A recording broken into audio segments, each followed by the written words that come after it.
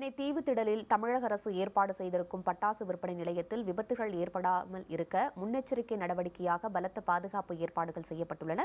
இதுகுறித்து நம் செய்தியாளர் மணிகண்டன் அளிக்கும் கூடுதல் தகவல்களை பார்க்கலாம்.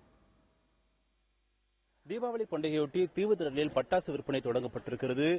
தமிழ்நாடு சுற்றுலா வளர்ச்சிக் கழகம் சார்பாக 4 லட்சம் சதுர அடி பரப்பளவில் 80 கடைகள் அமைக்கப்பட்டு தற்பொழுது விற்பனை தொடங்கப்பட்டிருக்கிறது. பட்டாசு விற்பனையின் பொழுது தீ விபத்து ஏற்படாமல் இருக்கவும், அசம்பாவித சம்பவங்கள் ஏதும் ஏற்படாமல் இருக்கவும் 3 தீயணைப்பு வாகனங்கள் மற்றும் 5க்கும் மேற்பட்ட தீயணைப்பு இருசக்கர வாகனங்கள் வரவழைக்கப்பட இருக்கிறது. அது மட்டுமல்லாமல் 2 ஆம்புலன்ஸ் வாகனங்களும் இங்கு நிறுத்தப்பட இருக்கிறது.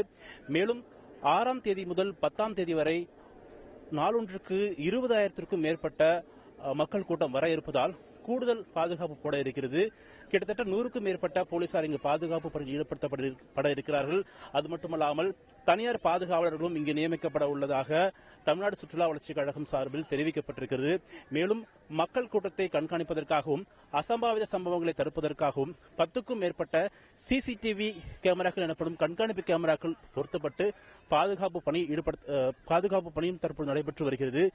ஏதாவது அசம்பாவித சம்பவங்களோ அல்லது வேறு ஏதாவது சம்பவங்களோ நடைபெற்றால் உடனடியாக பொதுமக்கள் காவல்துறை கட்டுப்பாட்டு அறைக்கு தகவல் தெரிவிக்கும்படி காவல்துறையினர் கேட்டுக் கொண்டிருக்கிறார்கள். புதிய தலைமுறைக்காக ஒளிப்பதிவாளர் திவ்யனுடன் மணிகண்டன்.